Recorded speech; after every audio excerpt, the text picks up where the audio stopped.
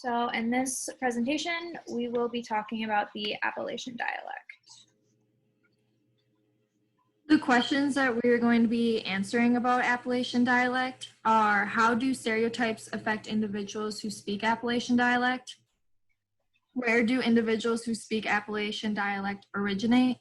And how does Appalachian dialect differ through syntax than standard American English? So who speaks Appalachian dialect?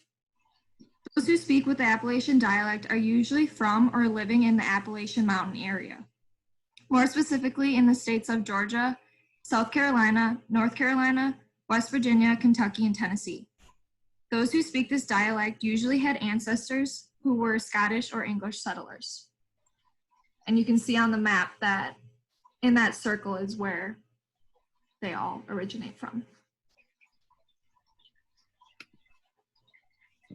So the history of this dialect is very interesting. It's believed that the Appalachian English dialect is a remnant of Elizabeth English, and that means that this Appalachian dialect is very similar to the language used by Shakespeare and people that were from central and southern England in the 17th and 18th century. Like Alicia just said, it's believed that the Appalachian dialect came to America through Scottish and English settlers. And one really interesting fact about this dialect is that it is believed that this dialect is pure, and that means that it hasn't been influenced by other dialects. And they believe that this is the case because of the isolation of the Appalachian area in the mountains. And then if you'd like to go in and watch this video, it just gives you a little example of what the Appalachian dialect sounds like.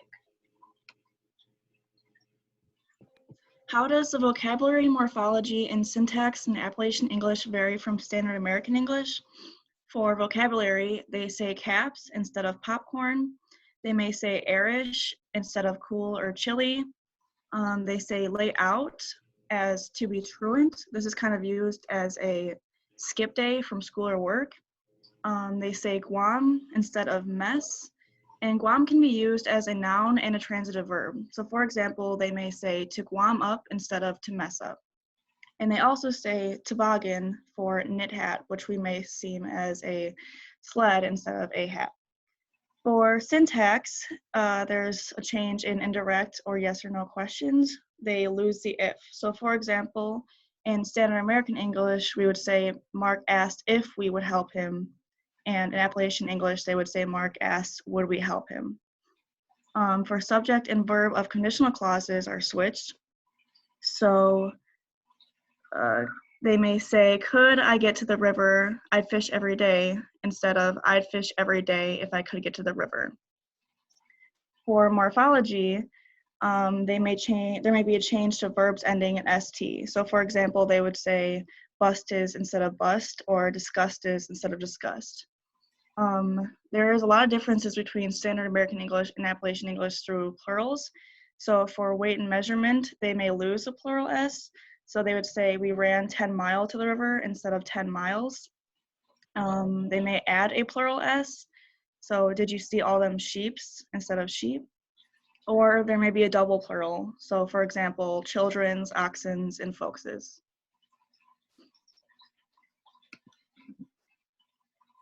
So there are many differences in phonology between standard American English and Appalachian English. Many phonemes, especially vowels, are typically substituted for other vowels using these phonological rules that are fairly consistent in Appalachian English.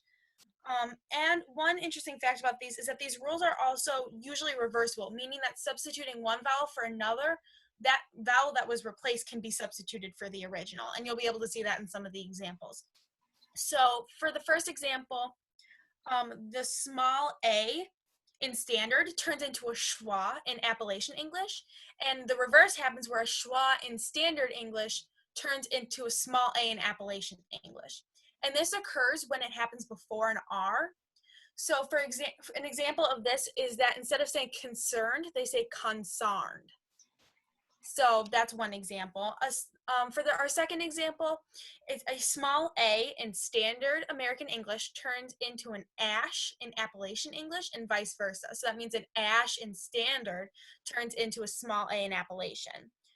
And this occurs when the vowel is following a P, a T, an M, or an N. And this is usually the rule. The rules vary a little bit less, or like they're not as strict as American Standard English. So for an example of this, the pronunciation of yonder would be yander instead. If you want to go to the next slide, we have some more examples. A third example would be the small I turning into a small e and vice versa. And this occurs when the vowel is before an R, an N, or a T. So an example of this would be, instead of saying the word get, they would say get. The next example would be the diphthong that sounds like I would turn into a small a. An example of this would, instead of saying fair, they'd say far, even though the words have the same meaning, and that's the case for all of these. Another example of something that changes is that words that normally end with the O vowel, and like for instance, hollow, people who speak Appalachian English would change that to either a stressed or an unstressed ER sound. So instead of saying hollow, they'd say holler. And finally, for our last example is the H retention. So instead of saying it, they would say hit. So they're adding an extra H sound that wouldn't usually be there. So then, do speakers of Appalachian English face any particular misperceptions, stereotypes, societal and/or educational challenges? So one of the biggest misperceptions that I found was that they are perceived as dumb due to a lot of the phonological differences that Megan just went over. And it's equated to having like hillbilly speech, very typical country accent that you see a lot in TV shows or movies.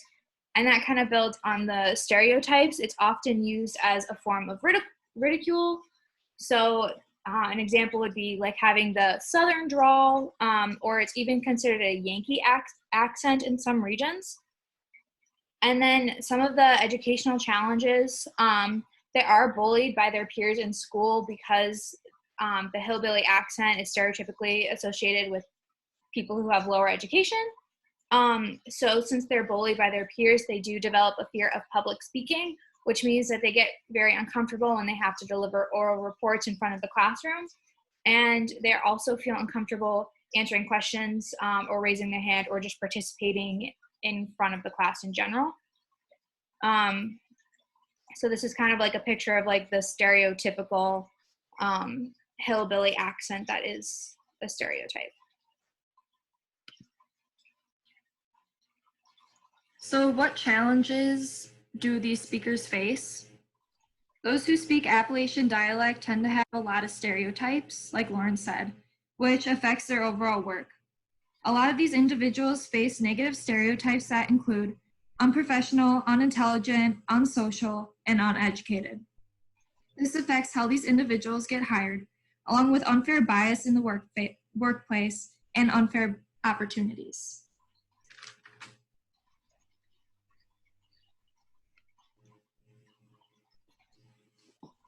And then why is it important for healthcare or education professionals to understand how Appalachian dialect differs from standard American English?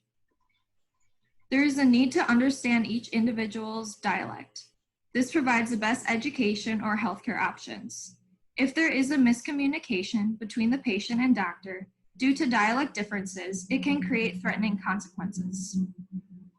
Also, when the patient and doctor speak in the same language and dialect, there is a stronger relationship that is formed.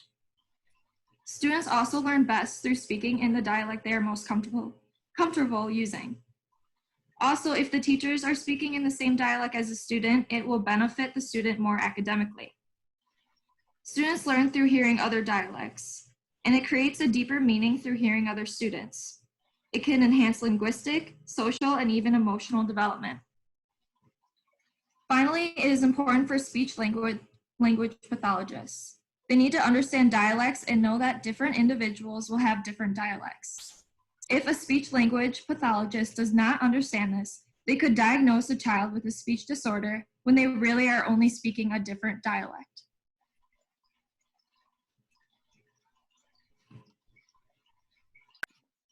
To conclude, here are the answers to some of the questions asked at the beginning of the presentation. How do stereotypes affect individuals who speak Appalachian dialect? Create stereotypes in workplaces which have an effect on jobs and hiring opportunities. Where do individuals who speak Appalachian dialect originate? They originate in the Appalachian Mountain area, more specifically in the states of Georgia, South Carolina, North Carolina, West Virginia, Kentucky, and Tennessee. How does Appalachian dialect differ through syntax than standard American English? In Appalachian dialect syntax, there is a loss of the if in sentences, and subject and verb conditional clauses are switched.